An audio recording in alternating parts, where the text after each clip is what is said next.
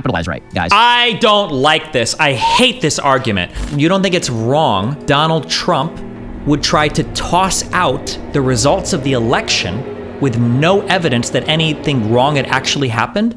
It depends on... I'm just reading exactly the thing you linked me, okay? Pence's quote is, President Trump demanded that I use my authority as vice president presiding over the count of the Electoral College to essentially overturn the election by returning or literally rejecting votes. I had no authority to do that.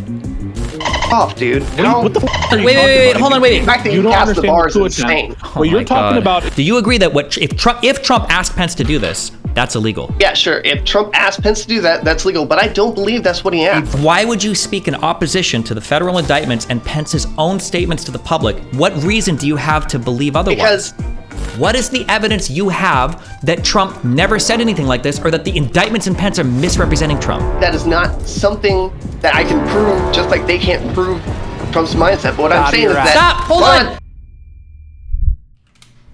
Well, folks, Democrats believe they have the silver bullet against Donald Trump in 2024. And wait for it, it's that he's Hitler. As I say, the Democratic proposal is that Donald Trump must lose because he's an authoritarian. And we don't like authoritarians, except for when Joe Biden is using his pen and his phone to try to mandate that 80 million people take a vaccination or lose their jobs. And then they like authoritarians. Or like when they try to, just by dint of executive order, get rid of hundreds of billions of dollars in student loan debt, and then the Supreme Court says no. And then they do it anyway, which is the thing that's literally happening right now. They've still been dispersing funds, I'm not kidding, in violation of Supreme Court ruling. Doesn't matter. The real authoritarians are people like Donald Trump. Again, no. Look at that Truth Social and tell me that what you're seeing here is a burgeoning Mussolini or Hitler. Look at his Truth Social. Dude doesn't know how to capitalize right, guys. I don't like this. I hate this argument. Oh, give me this one. Hold on. Don't ever let me...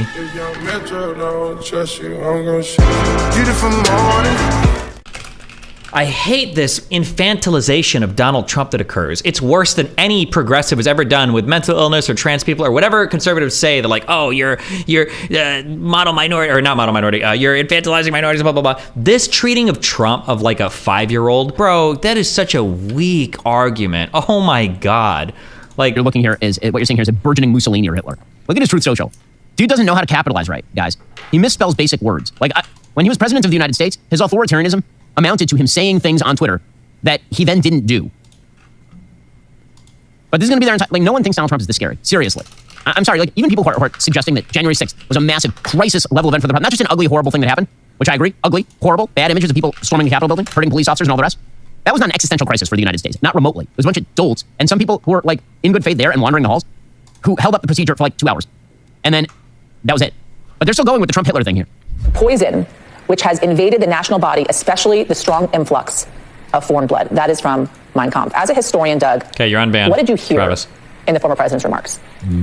I heard a former president who is jiving on fascism. There's no question. I think Ben has gotten lazy now that he's a big timer. I don't know how much research. No, what all the conservatives are doing is the conservatives are just hedging. They're hedging because they know that there's a good chance that Trump is going to be the next nominee, and nobody wants to walk the path that Glenn Beck did when he was saying he didn't like Trump, and the Blaze took heavy hits on their viewership when Trump got elected. That's the only thing. That's all you need to understand.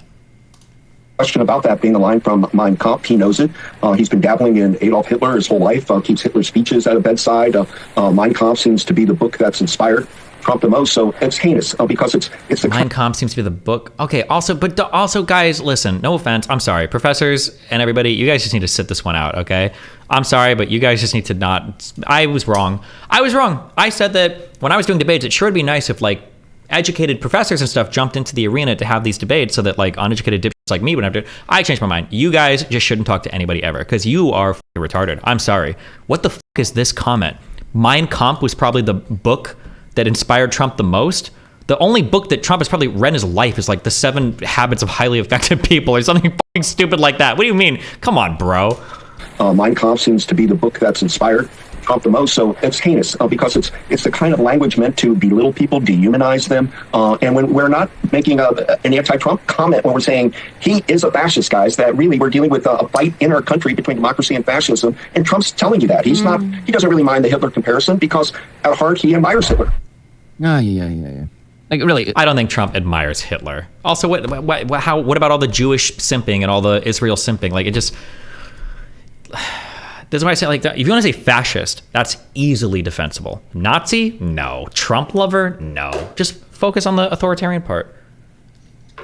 Like, just focus on, like, the Focus on all the easy to defend arguments. Like, why do the Hitler shit? Why do the Nazi shit? Who buys this? Seriously, does anyone buy this? Meanwhile, Eddie Glaude doing the same routine on MSNBC. I think if you described Hitler in the right words to Trump, he'd admire him. Yeah, sure. But I mean, like, everybody would, depending on how you describe him. Sure. See, MSNBC, the Trump is Hitler channel, is they say that Trump is tapping into long-standing illiberal tradition. Again, hearing people on the left talk about illiberal traditions as they simultaneously shut down free speech on campuses, tell people that they are not allowed to use biological pronouns, use the power of the pen and the phone. I hate this conflation too, and Ben is smart enough not to do this. You cannot conflate actions on schools and social media with the government of the United States. If you want to talk about illiberalism because teachers like tell you to use pronouns, like we can have that discussion. That is different than passing laws or legislation or executive action or attempts by the President of the United States. These are very different things. It's like when somebody's like, our First Amendment is under attack because Twitter banned me for calling some guy the N-word. Like, your First Amendment doesn't protect you from calling people the N-word on Twitter. This is in response to Trump's most recent comments about stating the immigrants are poisoning the blood of America. Jesus. To do whatever they damn well please. I'm having some trouble squaring the circle here. Remember, Nazi lawyers in the 1930s are actually looking to American law, anti-miscegenation law, immigration law as examples. Mein Kampf actually quotes the American Project as an exemplary project. Remember in 1939 in Madison Square Garden, there's an extraordinary Nazi rally. So part of what Trump has done, he's tapped into a long-standing illiberal tradition in the United States, and he's exploiting it. So we need to see the newness of it, but also see what is actually quite familiar. By the way, some of the biggest supporters of Mussolini and Hitler in the early 1930s, people in the Democratic Party, including, by the way, FDR. If you know the... Oh my God. He kept Trump's speeches near his bed? Hold on. Destiny. Also, his ex-wife, Ivana, literally said Trump kept a book of Hitler quotes next to his bed. Ivana claims Trump kept Hitler quotes by bed in resurfaced interview. Scroll down. A Vanity Fair interview with Donald Trump's late first wife, Ivana Trump, has resurfaced in which she alleges that her former spouse used to keep a book of Adolf Hitler's speeches in his bedside cabinet. Come on. Like, I don't know what like wealthy people have or keep or whatever, but it wouldn't surprise me if there was like something like, well, what was Mussolini saying? Why was Hitler such an effective leader? Blah, blah, blah. Like, bro, you need something way stronger than this. This is weak as fuck, okay? This is weak. Who the fuck cares, okay? Stupid. Do you actually think there is a reality where the Jan 6ers change anything at all about the results of the 2020 election? Honest question, don't kill me. I think here's like the scary thing. This is like the scary thing. This is the world where it's hard to say what would happen. I don't think the fear was ever that J6ers would march up to the Capitol, coup the government, depose or kill some leaders, Trump would show up and command the military and take control of the United States. I don't think that was a real fear. That wasn't the fear.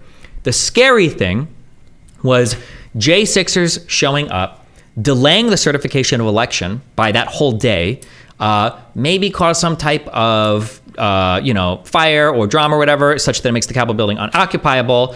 And then we're like floating in some world where we haven't certified the election results. Maybe Pence is convinced to send them back to the states. And we start ending up in these like constitutional black holes where nobody really knows like what the fuck are we supposed to actually do right now. And that in the midst of all like the confusion and chaos, somehow Trump like maintains his leadership of the government. I think that was always like the scary part. The scary thing was just the idea of like, or I mean, at the time, obviously, people said the scary thing was people would show up and blow the Capitol, blah, blah, blah. But I'm like, realistically, the most scary scenario was just the idea that things would start to get delayed and bogged down. The election results wouldn't be certified, and we'd end up in a weird gray zone where nobody would really know what to do next, and then shit would get bizarro from there. I think that was realistically that would have been the scariest path.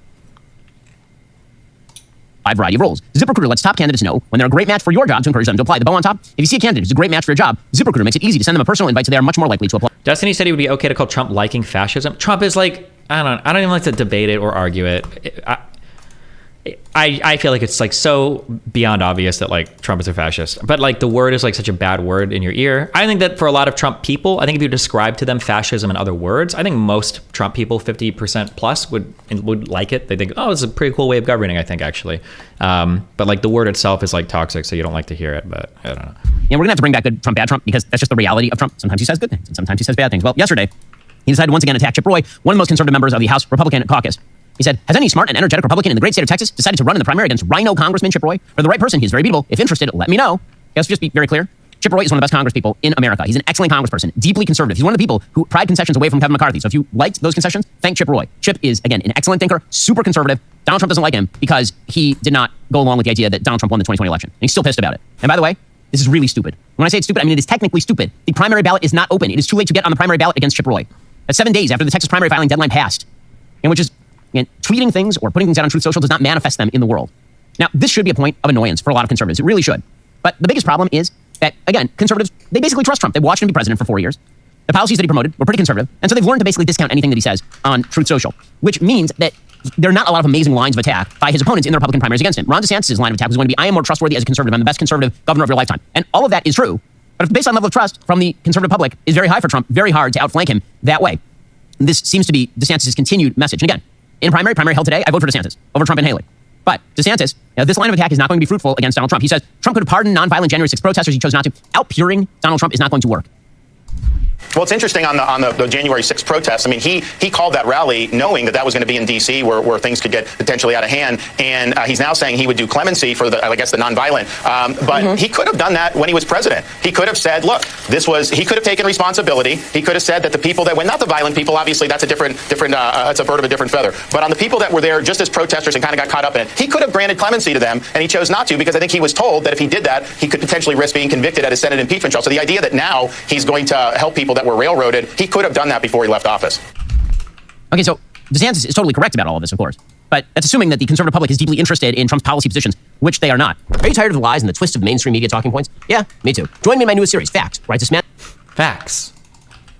Stepien grew so wary of the new team that he locked Giuliani out of his office. Committee staff, yeah, I'm getting the sense from listening to you here for a few hours that you sort of chose to pull back and that you were uncomfortable with what Mr. Giuliani and others were saying and doing, and therefore you were purposefully stepping back from a day-to-day role as the leader of the campaign. Is that, I don't want to put words in your mouth, is that accurate? That's a lot of words to not put words in your mouth, but okay. Do you think Trump will win the Iowa caucus, or will Haley DeSantis pull off the upset? I haven't looked into it enough. I can't give you a good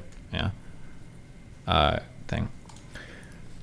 That's accurate. That's accurate. You know, I had my assistant. It was a big glass kind of wall office in our headquarters, and I had my assistant lock my door. I told her, don't let anyone in. You know, I'll be around when I need to be around. You know, tell me what I need to know. Tell me what's going on here, but you know, you're going to see less of me. Okay, Stepien, I hope that when you read the transcripts back, you fix your fucking thing. You ever set up a KVM switch yet? No, fuck off. And, sure enough, Mayor Giuliani tried to, get in my office and ordered her to unlock the door. And she didn't do that, She's, smart about that, but your words are ones I agree with. Over the weeks that followed, dozens of judges across the country specifically rejected the allegations of fraud and irregularities being advanced by the Trump team and their allies. For example, courts described the arguments as an amalgamation of theories, conjecture, and speculation, allegations solely wanting of relevant or reliable evidence, strained legal arguments without merit, assertions that did not prove by any standard or proof that any legal votes were cast and counted, and even a fundamental and obvious misreading of the Constitution. Reflecting back on this period, Trump campaign communications director Tim Murtaugh texted colleagues in January of 2021 about a news report that the New York State Bar was considering expelling Rudolph Giuliani over the Ellipse rally. Why wouldn't they expel him based solely on the outrageous lies he told for 2.5 months?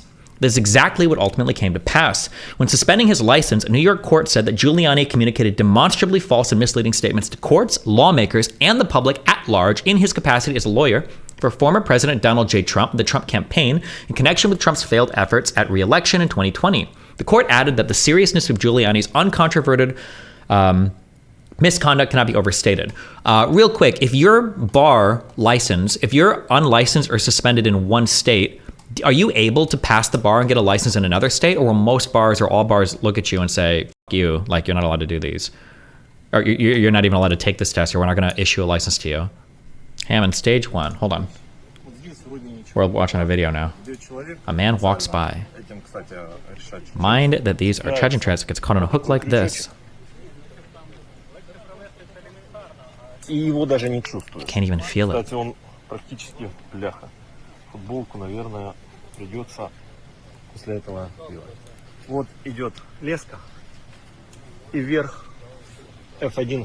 F1 grenade. What does Formula 1 have to do with explosives?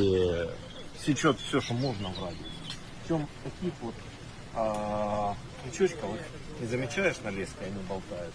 Вот здесь вот. Вот здесь вот. Особенно это для военных. С этим надо заморачиваться. Вот, кстати, Okay, wow. Simple but deadly booby trap, aka some variation of a tripwire that everybody knows about. I thought about getting a KVM switch. Shut up. Hold on one second. Let me use the restroom quick and then we'll talk to Travis again. Destiny, thoughts on how the Ukraine war demonstrated that grenades are way less lethal than we assumed? Wait, what? Wow, back for round 2, okay? Deep breath. I'm so calm this time. Our amazing talk got cut short yesterday for some reason, so I'd reach back out. I think your internet cut off, but okay. What's up? What are you here for? Well, no, so yesterday you mentioned the Mike Pence thing, and so I did a little research and wanted to look into it for you. Okay. But I wanted to can you restate what you thought, or what exactly you thought happened? My understanding is that Donald Trump spoke to people prior to his speech on January 6th and came to some weird understanding that Pence, he can ask Pence to overturn the election, basically, by throwing the elector things back to the states, saying that he doesn't accept the I don't know if it's the electorate slate or doesn't accept the electors or whatever, and then ask them to redo their certification process before they send the electors back. That's my understanding. Okay, so I looked into it, and the thing is, a lot of people conflate the fact that it's what the vice president can do, but the vice president also serves as the president of the Senate? President of the Senate, pro temperate or whatever. Yeah, of the Senate, yes. Yeah, okay. So there is a law that is specifically for I don't know if it's specifically a law, but how do I send you something real quick? Can you just post it in? Is it in your Reddit post? Oh, did you saw my wonderful Reddit post? I don't know. Somebody just linked it in chat, so. Yeah, okay. We'll follow up that. I was a little spicy in that one. But, all right. So if you look at the top, it says, so what did Trump actually ask of Pence prior to January 6th? This is the factcheck.org version. Okay. It's a little loaded. You can read it out loud if you want to or whatever. Okay. According to the indictment, as the January 6th congressional certification proceeding approached and other efforts to impair, obstruct, and defeat the federal government function failed, the defendant, Donald J. Trump, sought to enlist the vice president to use a ceremonial role at the certification to fraudulently alter the election results. The defendant did the first by using knowingly false claims of election fraud to convince the vice president to accept the defendant's electors, reject legitimate electoral votes, or send legitimate electoral votes to state legislatures for review rather than court them. When that failed, the defendant attempted to use a crowd of supporters that he had gathered in Washington, D.C. to pressure the vice president to fraudulently alter the election results. Okay, so can we acknowledge first off, that's really loaded. What do you mean loaded? So Trump, regardless of, his opinion on the presidency, the fact that they say knowingly false, that's not been proven. And the thing is, Trump is a very delusional person. You can hear it from the way he talks. You can hear it from the way he talks about himself, about like how well he runs the country. It is not that hard for me to believe that this man, with every ounce of his body, believes that the election was stolen. Okay, can I two things real quick, or just on two things you said? Sure, yeah, go ahead. So first you said the language is loaded. I agree that the language is loaded, and you said it hasn't been proven yet, right? Of course, but what you're describing is an indictment. An indictment is saying that Stephen Bonnell knowingly entered a house that wasn't his and pulled the trigger to kill, sure. Jane But it would be Bonnell. more like it would be more like Stephen Bonnell entered a house, expecting to, or looking for the chance to murder somebody, then found two victims and cold-bloodedly shot them both dead. It's a little bit more loaded than just Stephen Bonnell went into a house and killed two people. Yeah, I understand what you're saying. It's prima facie? In order to make an indictment of somebody, there's you have to meet the requirements of them having committed the crime. Part of Trump committing. Agree. Yeah. Well, no, hold on. Yeah, I'm just saying that the language is it fascia? Prima facie? Prima facie? I don't know how to say it, but there's a name in law to where you have to actually demonstrate, or you have to claim that the part of the law that's been broken has been broken. So for instance, let's say that I try to sue you, or the state wants to bring a case against me because they say, Stephen Manel flipped off a police officer. Well, a judge, I might do a motion to dismiss because prima facie doesn't meet the requirements of there's not even a law broken, and the judge might look at it and they go, oh, looking at the facts of this case that aren't even contested by either side, you're not even breaking a law, so I'm tossing this case. This is dumb, right? So an indictment is going to include, here are the things that we think we can prove in court that he's done. That's what an indictment is. And an indictment doesn't mean you've proven it, but these are what the prosecution thinks they can prove. So of course, the language is going to be loaded. These are the crimes that he's trying to prosecute him for, right? Well, no, so I agree with you on that, but I'm saying do you remember during the Rittenhouse trial when they were trying to call the people he killed victims, and they wanted to exclude the fact that they were rioters? Yep. It sets a tone going in that has more to do than just with the facts of the case. Wait. No. The victim thing relating to the Rittenhouse thing had to do very specifically with the conduct in court for how a prosecutor or a defendant could present the case. How do I refer to these particular people? That's what I'm saying.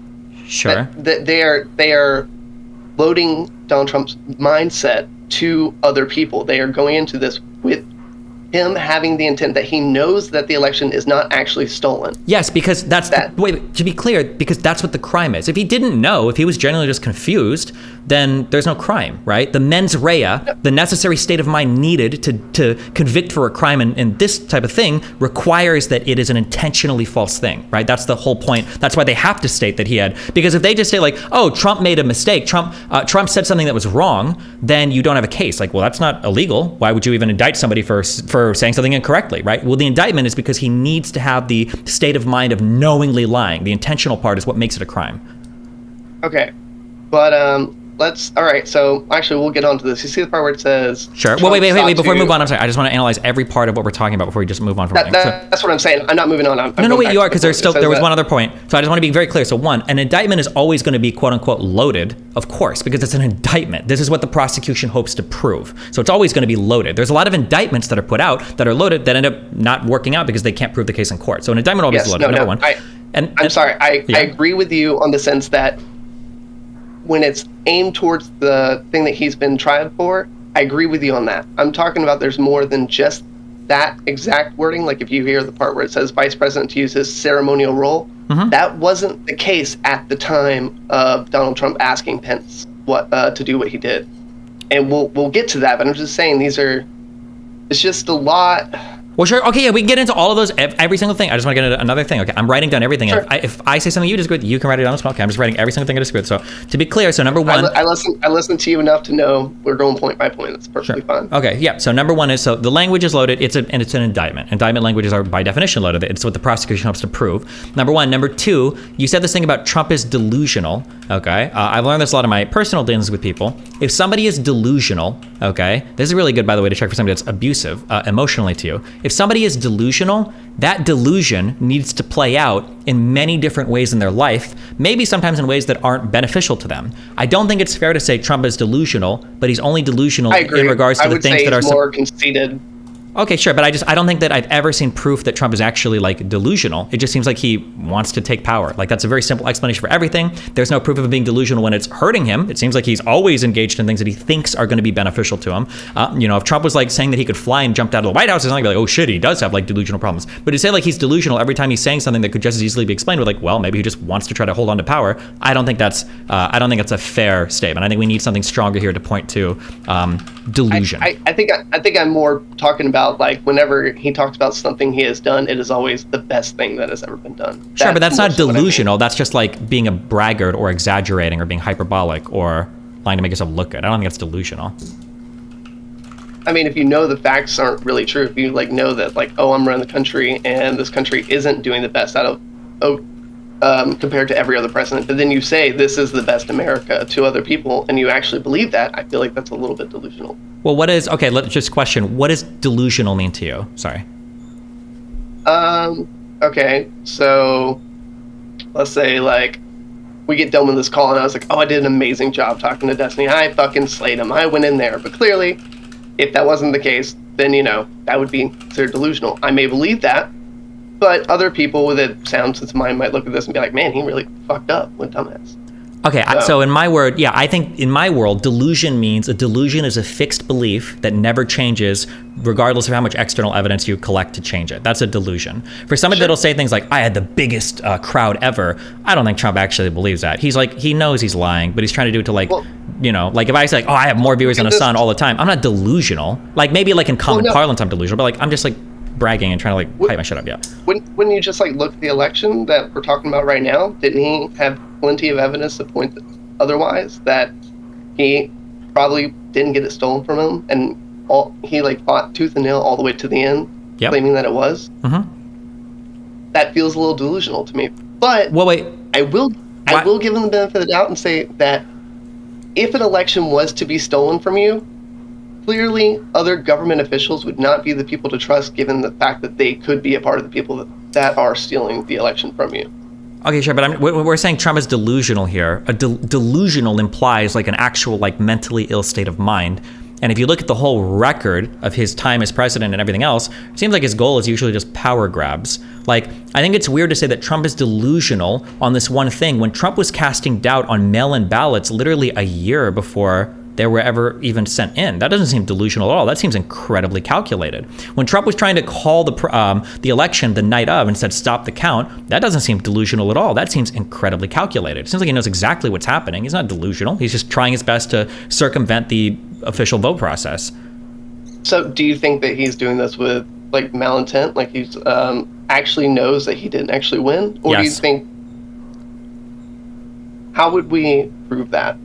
How would we prove it? Well, we would look at all of the statements that were made by all the people around him. You would look at him trying to recruit people from outside of his immediate circle who were only giving him the most unbelievable theories about how the election could have been stolen. You can look at people that communicated ahead of time and attempt to declare the election over on the early and not let the rest of the votes be counted. It just seems to be every single fact around this points to Trump like knowing that, you know, he lost the election, and everybody was basically saying as much. His senior advisors, people working on his campaign staff, like every single person seemed to be saying the exact same thing. You know, I feel like, I'm trying to think, it feels like I agree that Trump did every single thing he could to keep this election, but I feel like regardless of how underhanded or, you know, maybe like rare of a law he used to try to achieve his election again, I still feel like everything was kind of by the books.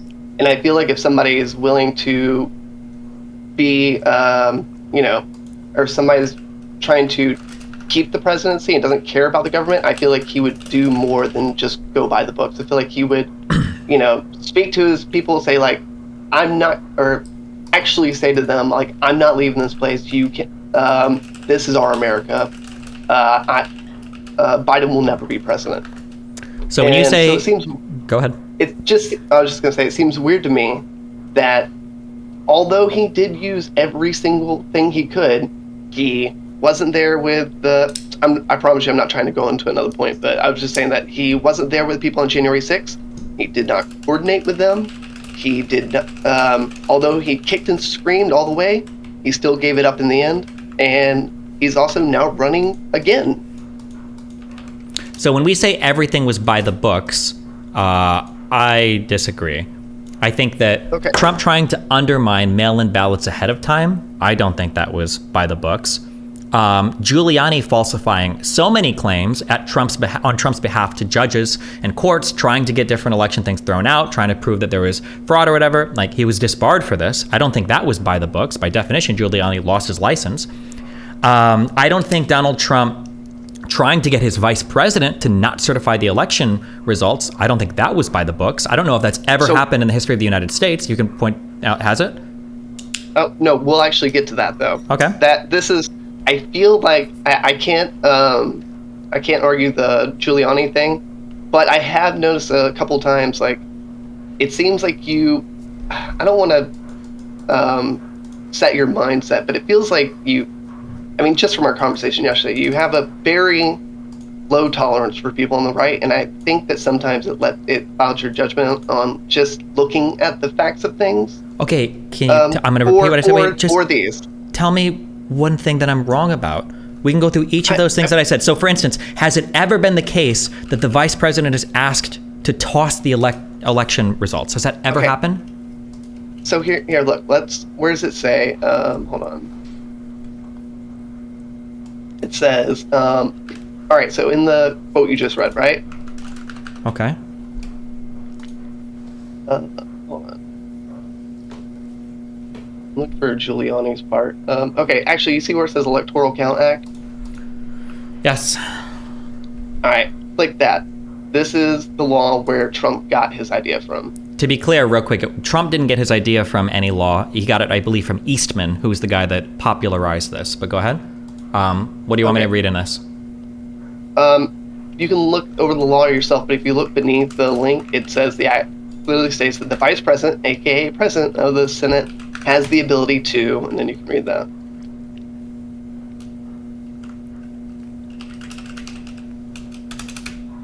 Can I not control? Oh, wait, hold on.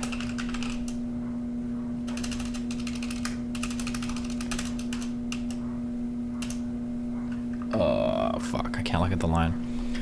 The act clearly states that the vice president, aka president of the Senate, has the ability to, during the joint meeting of Congress to count electoral votes, shall preside over the session. The president of the Senate announces the state of the vote and has the authority to call for objections. Objections must be made in writing and signed by at least one senator and one member of the House of Representatives. The objections are then submitted to their respective houses for a decision. The president of the Senate does not have the power to unilaterally accept or reject electoral votes. It requires both houses to agree on any rejections.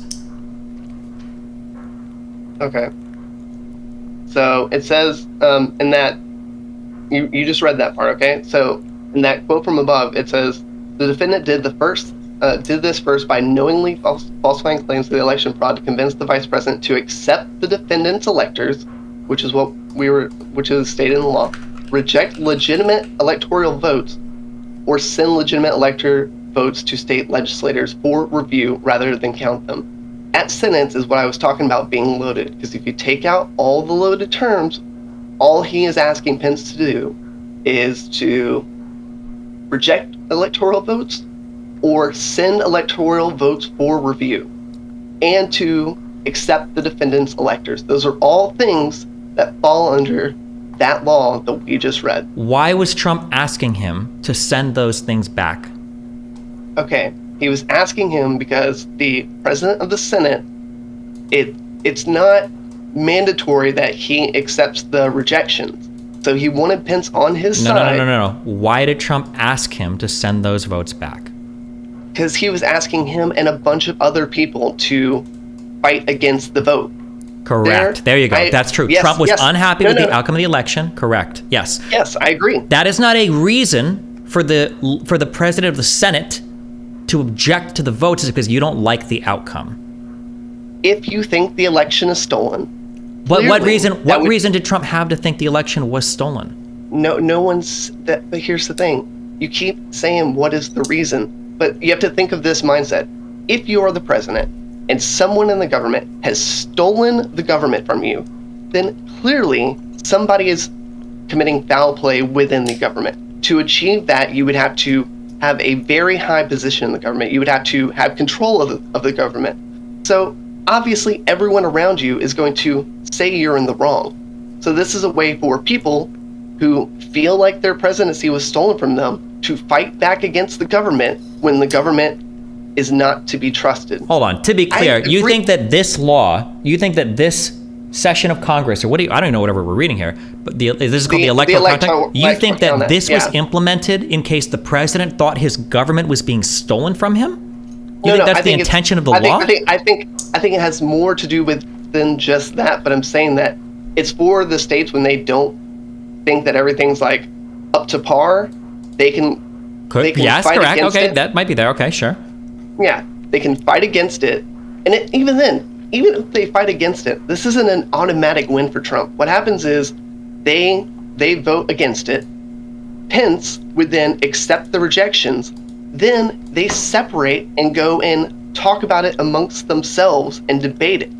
This is not like an automatic win. Even if Pence would have agreed to Trump's demands, that does not change the election outcome. That does what the Electoral Count Act does, says that he has the ability to do. Wait, hold on, real quick. Where is the what section of this law does this quote come from? So I don't have to read the whole thing. I know it's only 3 pages, but do you know?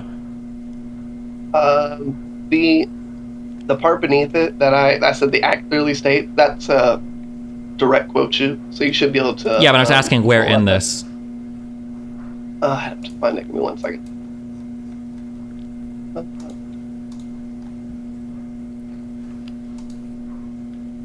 Go to section 7 in that PDF. Section 7. Okay, wait, let me just read the preceding section. Okay.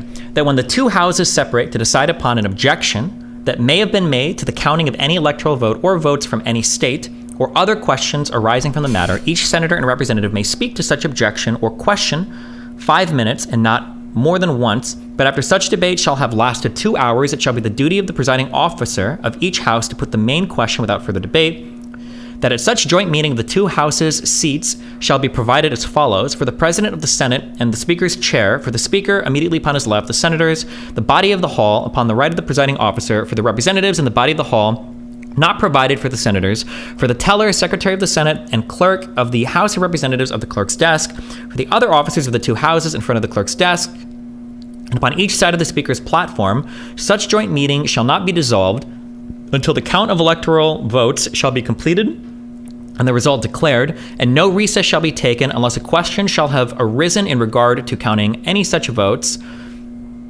or otherwise under this act, in which case it shall be competent for either house acting separately in the manner herein provided to direct a recess of such house not beyond the next calendar day, Sunday excepted, at the hour of 10 o'clock in the forenoon, but the counting of the electoral votes and the declaration of the result shall not have been completed before the 5th calendar day after such a meeting of the two houses. No further other recess shall be taken by either house.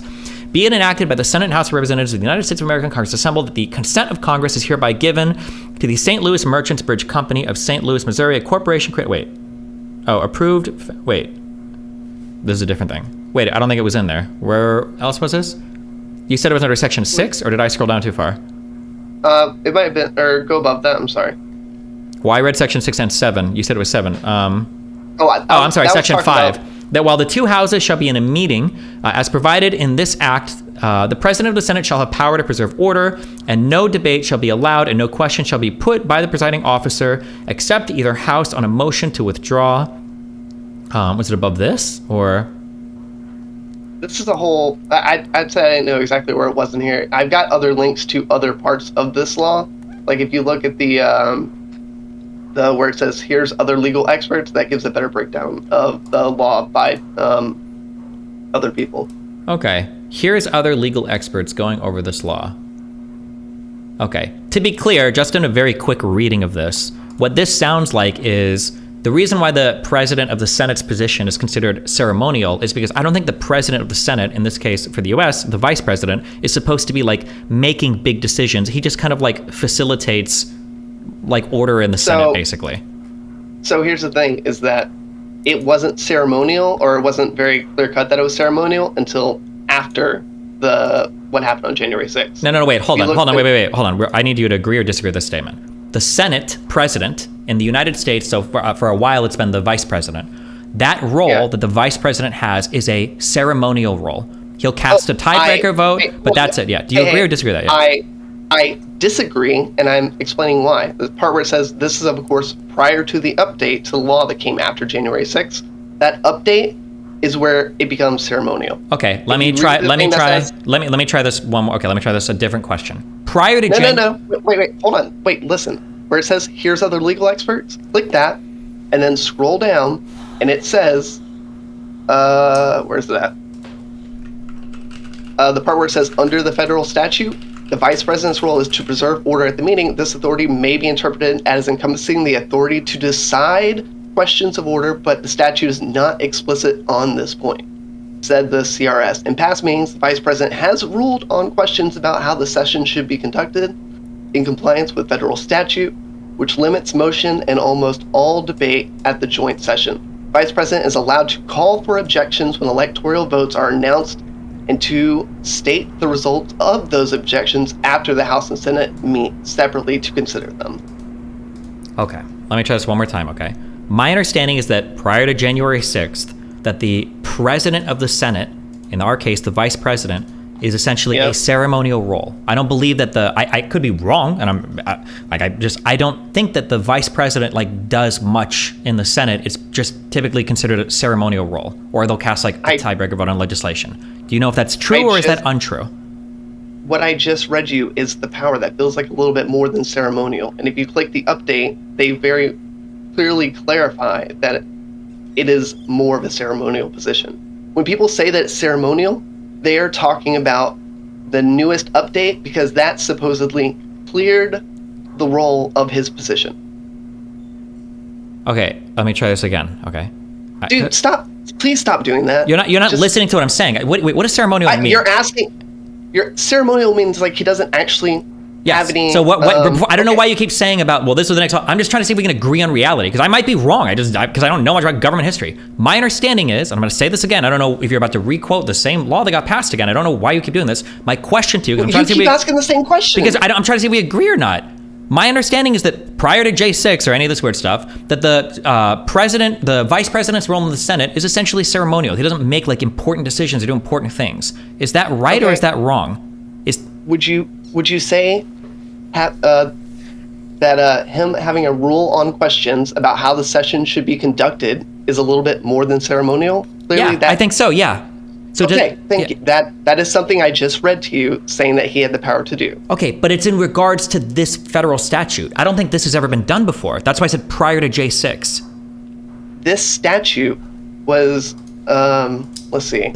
The statute came around in 1887, was introduced by Democrats back then, and it's also been updated multiple times since then, and never once did anybody touch on this. Yeah, but what is this statute for? It's for when the states don't agree with their election results for their states. They can object to whatever the state vote is, and then if there's enough rejections, then Pence would be the person. Okay, and I didn't read this whole thing. Is that what this law is? Because it looks to me like this law is just outlining the process for how to certify the election. Is that not what this is? I thought that's what this whole thing is. No. Okay. The process is what you're reading. The thing where it says where they separate into two separate groups and they talk for 5 minutes. That is the process. Because if they don't do that, then they just count the votes like normal. But if there's enough people objecting to the vote, then the vice president, who is Mike Pence, he would accept those rejections, and then that would be a reason for them to separate and debate if they agree with the election results. Okay, has this ever been done in U.S. history?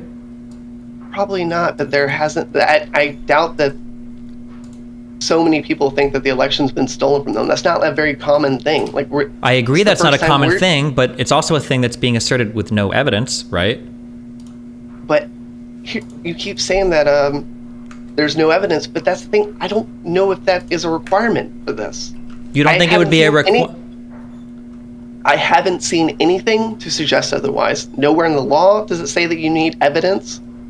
Clearly, like I said, if you think the government is stolen from you, then there are going to be people within the government that are going to be fighting against everything that you try to bring forward. Every time Trump tried to look into something, he was rejected. Every time he tried to sue. Wait, real quick. When we think of the purpose of this, disputing the electoral vote certification, do you think that was just supposed to be done randomly, or do you think it was supposed to be done when people thought there was an issue with the vote? You're saying that they should. I think that if enough people agree that there was something wrong with the election, which is why you get the votes from each person, then I think that that's what this law is for. Clearly, yeah, but Trump why do people think that the election was stolen? Maybe they feel like people are conspiring against them to steal the election. No, people think the election was stolen because Donald Trump spread this conspiracy for over a year. I don't think you can say that, well, it's legitimate to challenge this because people thought that it was stolen when you're the one who's trying to challenge it because you told everybody that it was stolen with no evidence. Well, then show me where that's a requirement. I agree that it's really shitty, but that doesn't make it wrong. Wait, maybe yes. you don't think later. it would be No, wait. wrong? You don't think it's wrong that Donald Trump would try to toss out the results of the election with no evidence that anything wrong had actually happened? It depends on his mindset. That's the thing that we're talking about. If he knowingly knows that the election is not stolen and he is doing all this like with the intent to defraud the government, then yes, it is fucked up. But that's not what this law doesn't require. That this isn't even anything to do with Trump. These are people from the Senate that are supporting Trump's request to vote against the vote. I don't even know if Donald Trump was trying to get because wasn't a lot of this Electoral Count Act followed? Wasn't this the whole point of the certification of the votes in the Senate? Isn't that why we waited through that whole process? Well, I thought Donald Trump was asking for something even more than what was in this law. No, he was asking for this, and you'll see. Where's it at? I've got one of these links that actually shows what happened. What happened on January 6th? Because honestly, it seems like it wasn't even in Trump's best interest to have the riot happen, because apparently, according to this paper, let me see if I can find it, a lot of people were going to vote against their state's vote, and because of the riot, when they all had to evacuate, a lot of people changed their mind after that. And hold on, wait, we can't retroactively. Trump wanted the riot to happen. We know that. I will show you this page. No, wait. I don't care if somebody's saying that it made people change their votes, but Trump wanted the riot to happen. Now, whether it didn't go how he wanted it to, I mean, we can't use that to say, well, look, obviously he was acting against his best interest. My understanding is we did go through all of the certification bullshit, which was a waste of time, but we did it. I don't know if we've ever done that before in history, but we did it. But my understanding is Donald Trump wanted Pence to unilaterally toss the vote, not go through the certification process. Also, to be clear, in Pence's letter, Pence also states that my role as presiding officer is largely ceremonial. The role of the Congress is much different, and the Electoral Count Act of 1887 establishes clear procedure to address election controversies when they arise, blah, blah, blah. So even Pence thought that his role in the Senate was ceremonial. Okay, go ahead. That link that has the part where it's the people going over the exact law, that is prior to January 6th.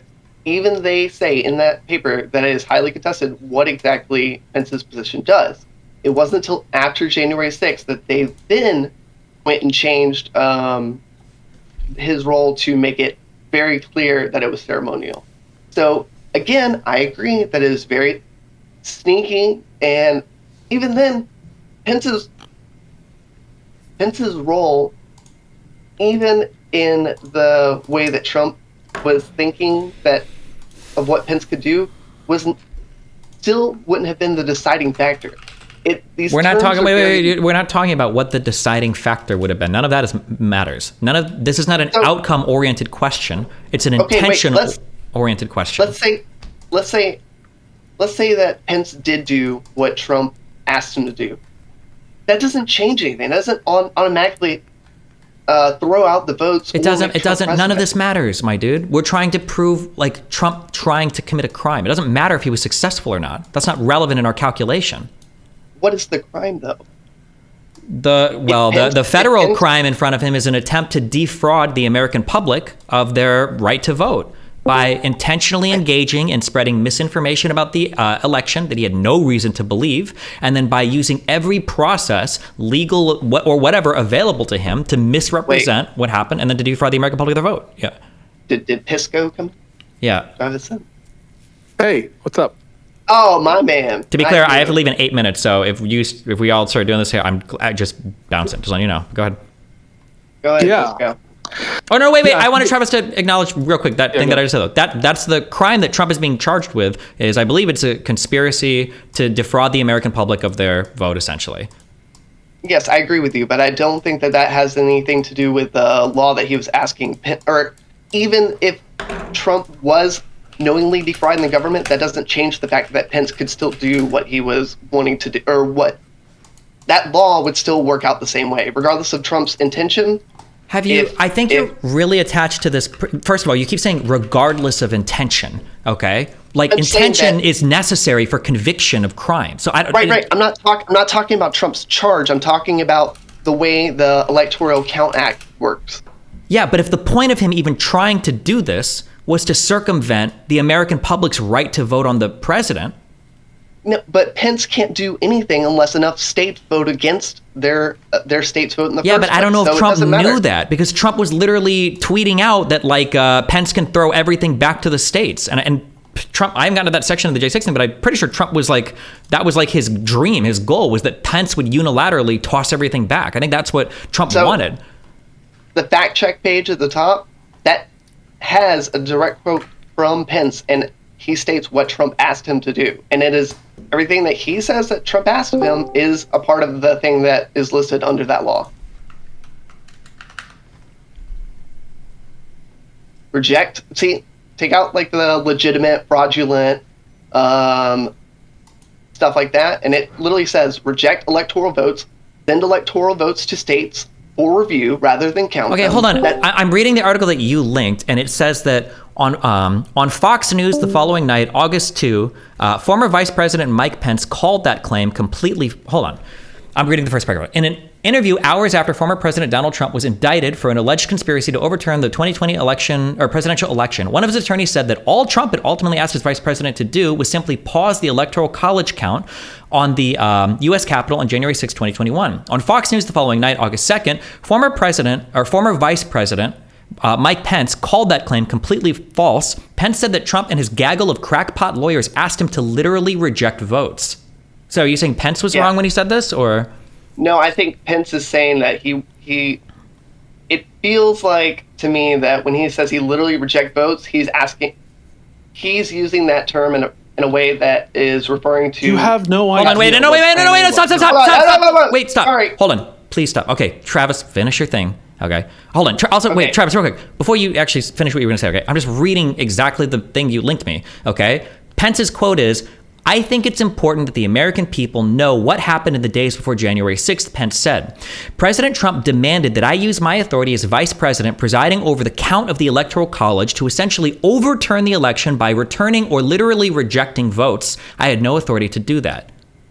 Yeah, I know what he said, but I think that what Trump was asking was for him to accept the rejected votes.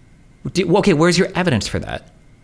Clearly, I'm not saying that there is evidence to do that, but the thing is, well, no, wait. Not only are you not, no. I don't have the evidence to do that, but Trump has a amazing legal team. I can't imagine that Trump would. Why do you think Trump? Why do you think Trump has an amazing legal team? What? Because he's fucking rich. You can pay for any. I mean, he does not have an amazing legal team, and you don't even understand the legal theories behind the. This is a coup attempt by Trump. Pisco, you should not be talking to anybody about who understands the legal theory. The fact that you cast the bar is insane. What you're talking about is like Plan B and C of the coup attempt. What was initially proposed to Pence was to reject unilaterally electoral votes. Do you know what happens if you don't reach a majority of electoral votes? So wait, let me get this straight. Hang on a second. Well, hold on, no, stop. You can run your mouth. This is very basic civics. What happens if there's not a majority of electoral votes? Pence can't do anything about that. I'm asking you a very direct question. What happens if no one reaches a majority for the Electoral College? I was reading about this last night. Are we talking about? What is it? Okay, do you know or do you not know? Wait, no. Is it Pence becomes president or something like that? Until they decide on who the president is? Are you really going to come in? Hold on. I'm so sorry. Just go off, dude. I'm trying to have a talk to somebody, and you're coming in here. Real easy. You were talking about this before. I was not. It's clear you have no. Man, you are a really bad lawyer if you can't even tell what a. It's clear you have no idea what the initial plan was. That's called sarcasm. If there is no majority in the Electoral College, the House of Representatives, by state delegation, is in charge of voting on who the president is. Do you understand that? If you worked on reading the room better, you might make a better lawyer. Off. Hang on. So you don't even know the procedure under the Constitution about how the vote is decided, who the president becomes if there is no majority in the Electoral College. And yet you know all about the law and still somehow suck at being a lawyer. Go off. Wait a second. So you understand that the plan was for Pence to reject votes, for no one to have a majority, and for the House by delegation to vote on who becomes the president.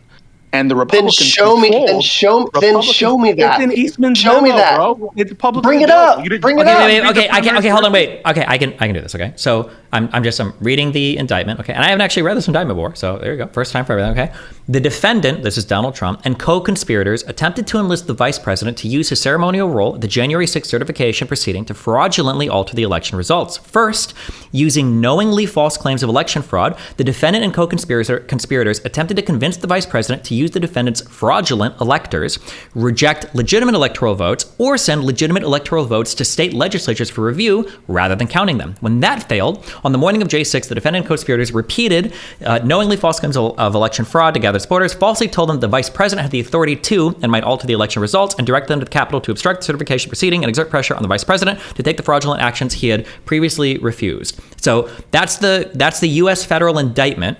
And we have Pence's statements. You're telling me that both of these are wrong with absolutely nothing? No, I'm telling you based off the law, and that was the law that they were claiming to use. Wait, hold on. Hold on. I'm just, to be very clear, my assertion right now that I'm basically copy pasting from Pence and these indictments. No, come on. Just this one point. No, that's not what I'm saying. I'm asking, bring up what Pisco was talking about. No, wait. I don't even care. I don't know why I came here. Listen, wait, please. Okay, I gotta leave soon. I was getting somewhere. Let me just get this one thing, and then you guys can argue as much as you want, okay? Travis, okay? Pence very clearly said, President Trump demanded that I use my authority as vice president, presiding over the count of the Electoral College to essentially overturn the election by returning or literally rejecting votes. That's what Pence said. Are you saying? Hold on, but listen. I agree with you on that. But the thing is that if all that mattered was the vote, then they wouldn't need somebody to accept it. So clearly, when he's asking Pence to accept the votes, he's asking for when the different people reject their state's votes, for him to accept their rejections. Otherwise, it would just be an automatic, thing that would happen once they got enough votes. You're talking out of your ass. You don't know how these procedures work. You don't even know. You would know how to do that better than anyone else. So just to be clear, on Eastman's memo, you can go to page 2. It's number 4 on their list. They're talking about the House delegations. Republicans currently control 26 of the state delegations. The bare majority needed to win that vote. President Trump is reelected there as well. And so they absolutely were contemplating Vice President Pence just rejecting votes, not getting to a majority in the Electoral College, and winning on the House delegation vote. Okay, so if the role was ceremonial, how the fuck can Pence do that? Why would they strategize for something that's not even possible? That makes zero sense. Wait, no, it's all illegal, of course. They're trying to do something illegal. Yeah, that's fine, but if it's not possible, if you can't commit the crime, then what the wait, hold on. I think that we're hung up a little bit on just because something might be possible that it's good or isn't even fully horrible. My understanding, please don't correct me if I'm wrong, my understanding is that the President of the United States could contact the Attorney General of the Department of Justice and say, hey, I want you to open investigations on every single political opponent I have. I don't think that would be illegal. Would it be, Pisco? I think technically the president could technically do that. Yeah, the president is the chief executive. Yeah, and the DOJ works under the executive. But that would be such an egregious breach of norms that if somebody were to try to defend that by saying, well, I mean, it is technically the president's DOJ, people would look at you like you're insane. Do you agree or disagree? That's assuming even wait. That's conceding the law. So even if we do concede, but the real easy way to test this is really simple, Travis. Would you have complained if in 2016 Joe Biden engaged in a scheme with the Electoral Count Act and all this other shit you're talking about to take the presidency away from Donald Trump? Yeah, if it was proven that he knowingly falsified to achieve this, then yes, of course. I don't. Wait. The problem they all have is that I don't have a loyalty to Trump, anyways. No one's even talking about that. No one cares. It doesn't matter your loyalty. You think Biden had the power? You think Biden had the power to reject Trump? Well, no, Biden wasn't. Joe Biden was the vice president during that time in 2017. Yeah, but we didn't. Where does it state that the vice president? Do you agree that Joe Biden had the power to reject Trump electoral votes in 2017? I don't. I'm asking you. You're the lawyer. Is that a thing that he can do? Wait. So do you have a position on that, or do you not have the position on the legality? I literally just said I have no clue if that's even a possibility. Okay. So a man that comes in here. just to be Or a clear, man that you do comes not, in here. now that we're talking about Biden, you don't have a position on whether it's legal or illegal. Did you not for the vice hear what I president said prior to unilaterally this? reject Hold on, votes. I'm sorry. Did you not just hear what I said prior to you like reiterating that? What did I say? You were saying a lot of dumb shit. Again, I'm you would know what asking dumb you shit point sounds blank. I'm asking you point blank. Do you think the vice president has the authority to unilaterally reject votes? You And I keep asked switching. You keep switching questions. Nope. You keep switching questions. You said, "Does he have the authority?" And then you said, "Do you have a problem with it?" So pick the question you're trying to ask. Do you think so? Okay, wait, hang on a second. Do you think that Pence had the authority to reject Biden votes in 2020? Okay, no, you said 2016 before. So fix what you're trying I'm to starting say. with number one. I'm going both. Objection. I'm going to do both. Start again. Are you really doing this? Do you think that Joe Biden Yes, had the authority in 2017? Do you think Joe Biden had the authority in 2017 to reject 2016. Trump? In 2016, do I think that Joe Biden had the authority? I don't For the know 2016 what the election. I don't know what the legal paperwork says, and I highly doubt that he could because Trump doesn't even have the authority to do that. So No, Joe Biden was the vice president at that time. right, and Trump as the president doesn't have the power. Oh, you're talking about okay, I got you. You're talking about in What the the f- have you been talking Shut about up! the last Hey, hour? fuck. I have no clue. That's what I'm trying to get you to. Hold on. It's a very clear I question. get I don't know if I have, do you want me to say it again? Did Listen. Joe Biden have the authority to reject Trump votes for the 2016 election? Yes or no? If you've been listening for the past hour, is that what I fucking said that the vice president has the power to do? That's Or what is you've been the law- implying. Yeah, 100%. Anyone can. Chandler, This is awesome the simple argument, bro. problem Let's say that's that- true. Let's go to even the closest this is- vote Yes, county and please. how many Wait, voters hold would on. have to go through I that. have an and that's- excuse wow, for not Chandler, knowing thanks the for law. the You're a f***ing lawyer, Pisco. You set the bar a little bit higher. Yes or no? Do you think Joe Biden had that authority for the 2016 election? No, but I think Joe Biden has the No, authority to. Hold on. I agree that Joe Biden Pence has the did. authority. Oh, stop. Has the authority to accept votes of people rejecting their state's vote. I do agree with that. So wait, hang on a second. So Joe Biden could have accepted fake electors for the 2016 election? No, I'm talking about the law that we've been reading Could he where it have says accepted people, false electors? I'm sorry, that's not what I'm fucking talking about. So What if are you you want to get talking back on track, what? Why would you come in here if you don't know what I'm talking about? I thought that you were saying that Pence had the authority to either reject or accept rejected. What? No. Yes or no? What I said, no. What I said was, yes, he can accept the Okay, can I read? rejected Wait, real votes quick. from the Let state. me just read. Let me read. Okay, I'm going to read parts of this indictment. Okay. On December 23rd, the defendant, Donald Trump, retweeted a memo titled Operation Pence Card, which falsely asserted that the vice president could, among other things, unilaterally disqualify legitimate electors from 6 targeted states. Travis, do we agree that based on the reading of the law that that's not true? You're not allowed to do that according to the reading of the law? I think whoever is making that statement is pulling a lot from a tweet. I don't think anywhere in that does that mean that that's what Trump is stating. On the same day, co-conspirator 2 circulated I believe co-conspirator 2, I think is Eastman, circulated a 2-page memorandum outlining a plan for the vice president to unlawfully declared the defendant the certified winner of the presidential election. In the memorandum, co-conspirator 2 claimed that 7 states had transmitted 2 slates of electors and proposed that the vice president announced that because of the ongoing disputes in the 7 states, there are no electors that can be deemed validly appointed in those states. Next, co-conspirator 2 proposed steps that he acknowledged violated the ECA, the Election Commissions or Control Act, or whatever the fuck that we just certified, Electoral Count Act, yeah, advocating that in the end, Pence then gavels President Trump as reelected. Just 2 months earlier, on October 11th, co-conspirator 2 had taken the opposite position, writing that neither the Constitution nor the ECA provided the vice president discretion in the counting of electoral votes or permitted him to make the determination on his own. Do you agree that if these 2 claims on the indictment are true, that Trump would have made a specifically illegal request by somebody else giving him advice that he knows is false in order to overturn an election that he has no evidence has voter fraud because he's claiming there was voter fraud? I don't think that is. Hold on, I'm sorry. Can you summarize that for me real quick? So it seems like Eastman's legal theory here even was bad. He even said as much, that he acknowledged that, yeah, these steps would violate the ECA for Pence to just say, like, well, look, it's President Trump. He gave them targeted states to disqualify the electors from. It doesn't look like Trump was just asking, hey, throw it back to the states and do the recertification bullshit, which is what we did. It seemed like Trump was making a much bigger request, trying to claim that he could unilaterally undo the election.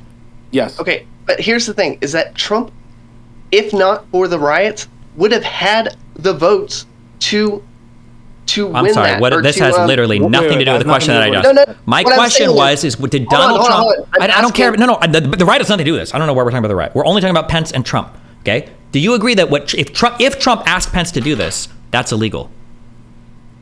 I don't believe that. Or yeah, sure. If Trump asked Pence to do that, that's legal. But I don't believe that's what he asked. Okay, and then why do you wait? Well why would you speak in opposition to the federal indictments and Pence's own statements to the public? Do you think that that's all wrong? And what reason do you have to believe otherwise?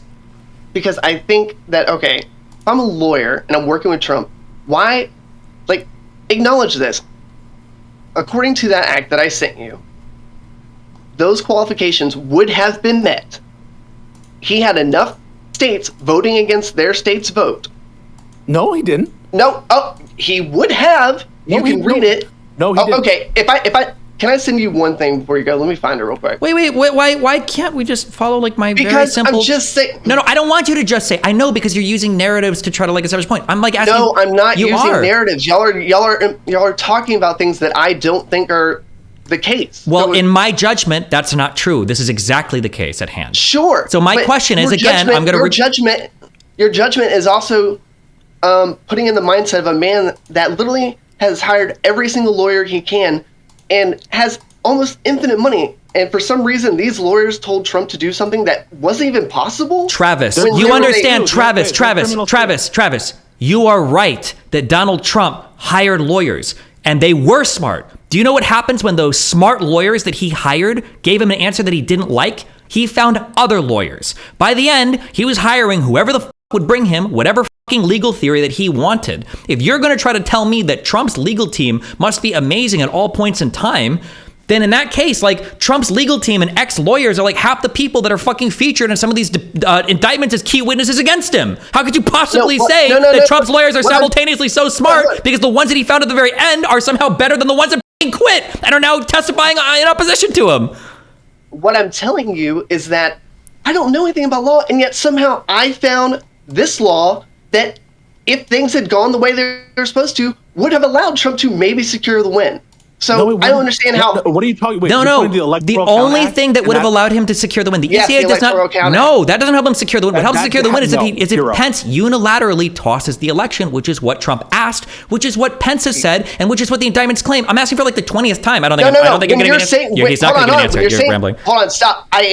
When you say unilaterally, I feel like that word is being used by the votes have already been made, and so when they're saying unilaterally, they're trying to phrase that in a way that they're tossing out votes that have already been taken. But that's the whole point of the fucking act. Unilateral action is taken exclusively by one party. Yes, unilateral act means that Pence himself, not with the consent of the House and Senate delegates talking about the votes or whatever, just Pence himself would say, I'm tossing these states because these electors weren't filed properly, and then Trump wins the election.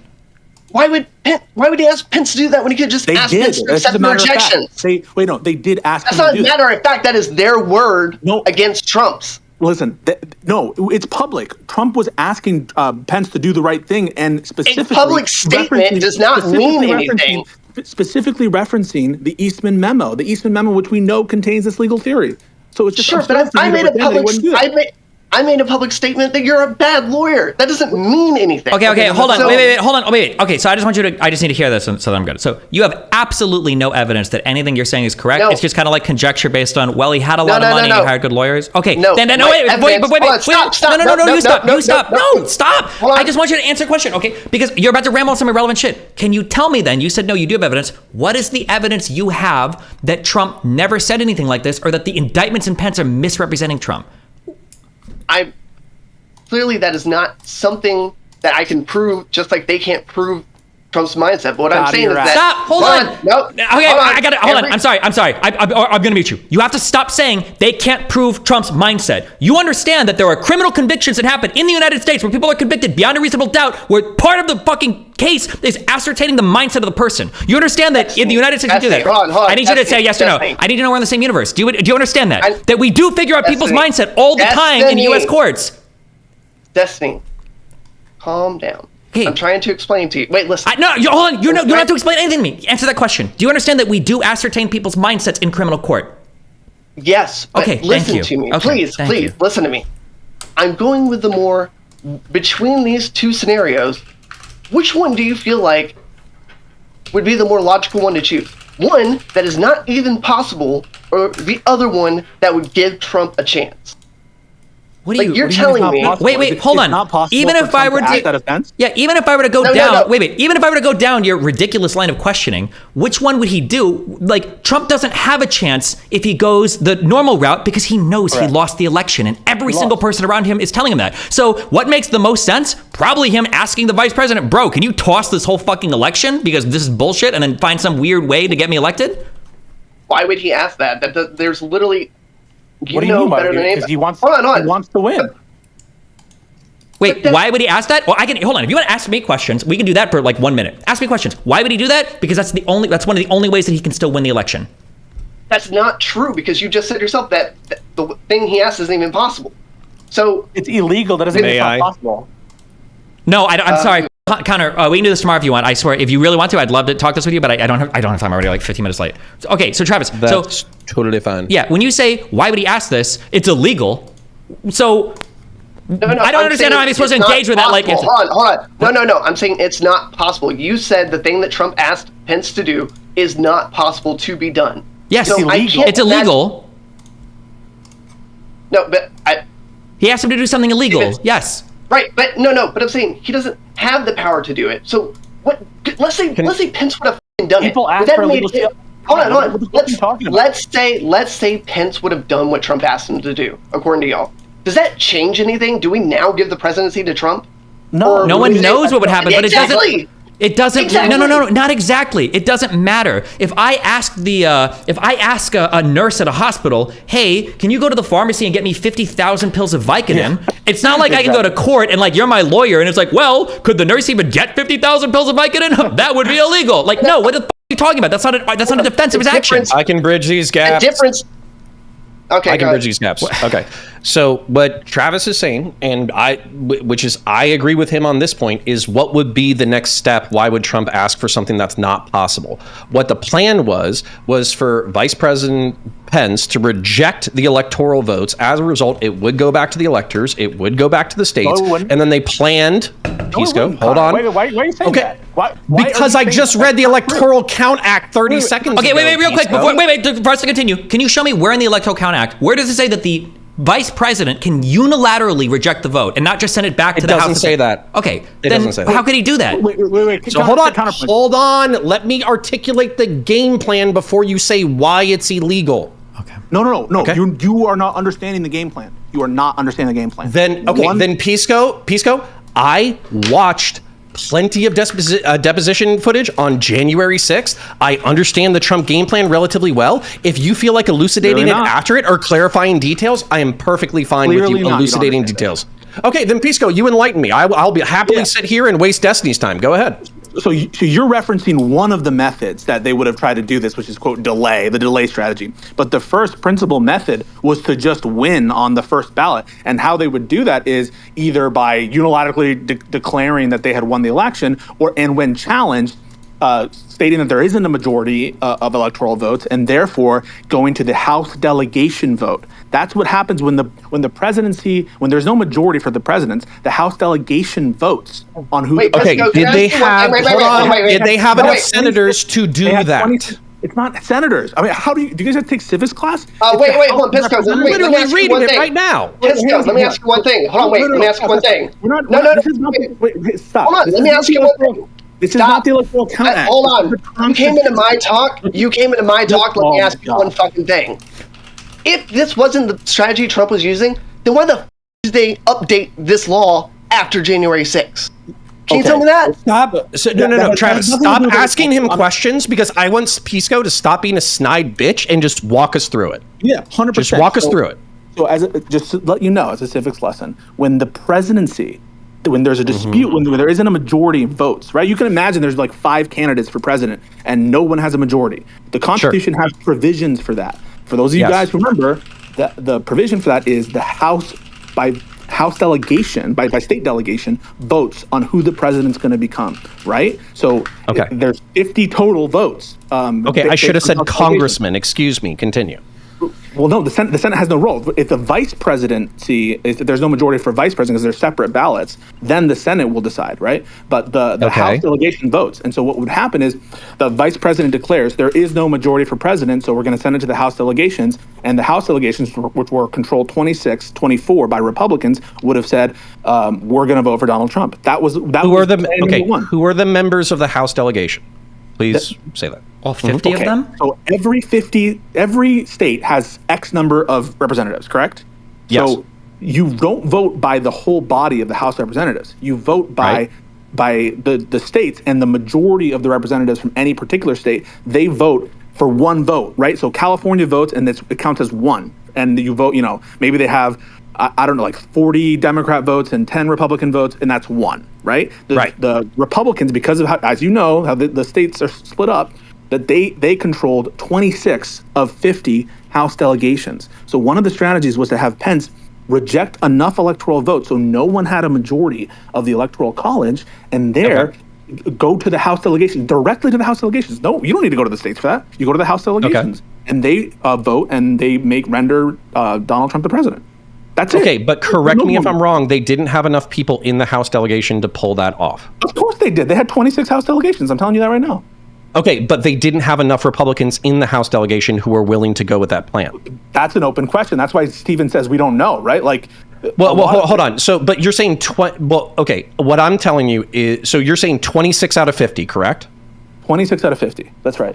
I am telling you that you would not get 26 out of 26 Republicans going along with this plan. Oh, you trust House Republicans? I trust 26 of them. No, 26 delegations. Do you think that a majority of the states and where the House members make a majority of that state's delegation, you think that you're not going to be able to get like the majority of people to be with Trump? Do you understand how many House Republicans signed on? I don't. Hold on, just real quick, because I have to leave soon, and then you guys can debate on Just Fuel Stream. I don't understand this weird defense that we're like giving Trump of like what he was trying to do might not have even worked. Therefore, like that couldn't have possibly been what he was trying to do. Trump tried to do a lot of shit that didn't work. This is a wholly unconvincing defense in the absence of any other evidence that there was some other plan going on. Well, okay, that's not my defense. I'm just trying to say that it's not as procedurally unsound as you make it sound, while still being based on bullshit information. It is absolutely procedurally unsound. For you to say otherwise is a spit in the face of the Constitution. The Constitution gives the states the right to cast their electors for president. There's no role why is this a law? Why is this a law? Okay, first of all, why is this the rule? The electoral count. The Electoral Count Act does not supersede the 12th Amendment and the Constitution, and also the structure of our Constitution. So Congress could pass a law that says the fairy godmother decides who the president is. That cannot conflict with the Constitution. So to the extent there is a conflict with the Constitution, the Electoral Count Act would be unconstitutional. Just number one. It's been a thing that has been doable since like 1887 and has been updated multiple times. So clearly nobody has an issue with it. First of all, the Electoral Count Act does not support the president's position. That was made clear by the vice president and legal scholars. It's fringe even when you're... Entertain this hypothetical for 10 seconds. Okay. Yeah. Let's say that the Trump camp was completely correct. I'm not saying they weren't. Okay. Let's just say they were completely correct. You're saying that if the vice president, who the term certification, maybe I should Google the term, but the term certification, if he knows that a part of his certification is fraudulent, he's just supposed to certify it anyways because it's a part of the Constitution. Yes. So just to be 100% clear, what you're saying is if the vice president, quote, knows that some votes are fraudulent, does he have the discretion to reject it anyway? In the hypothetical, we know for a fact. The answer, right, in that hypothetical that and even say we have perfect knowledge, the answer is no. This country is founded on a basic separation of powers, which endows certain bodies and not others with the authority to do stuff. So just for example... Does this not contradict the ECA? What do you mean? What does what contradict the ECA? Because in the ECA, there's like mechanisms in here, although part of the ECA entry is literally saying that it's unintelligible, but doesn't the ECA literally say that like there are like ministerial error if an elector or candidate was ineligible for office. You can reject votes for Even blah blah then, blah it blah would blah not be- reasons. Even then, it would not be the unilateral act of the vice president. It would be it would require congressional input. But what Trump So, was like, votes suggesting, from other what people. Trump was so first of all, there's a question about whether So even the electoral count electors, is the House, or All right, I love you guys. I'm gonna host Justical on kick.com/JSTLK if you wanna watch this. Go on, but I have to leave. I mean, dude.